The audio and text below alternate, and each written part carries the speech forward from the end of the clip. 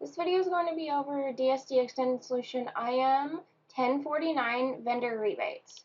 So go ahead and open the setup options. I do have this solution turned on.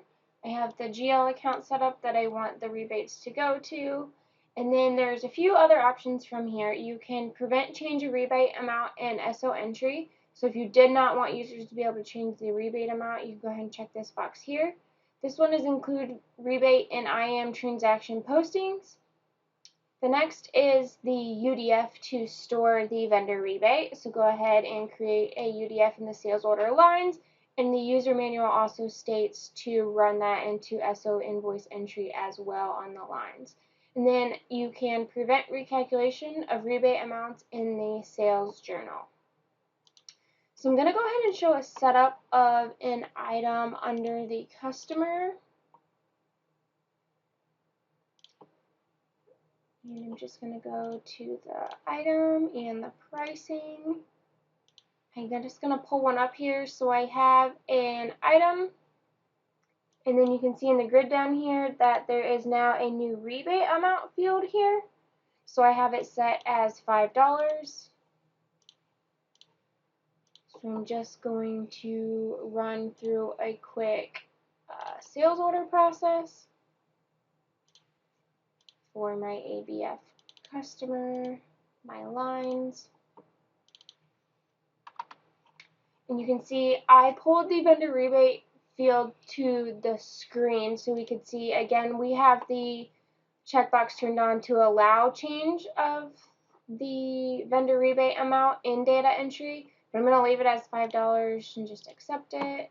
And then I'm going to invoice it.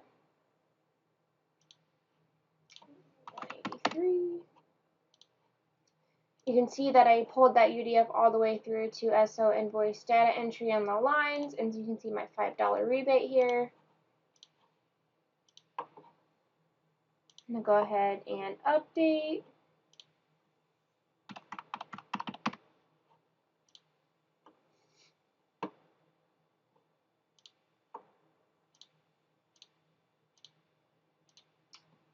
And then on the inventory management screen,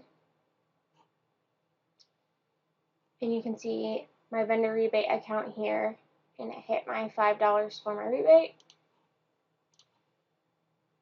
On the inventory management screen under reports, there is a new vendor rebate invoice history report.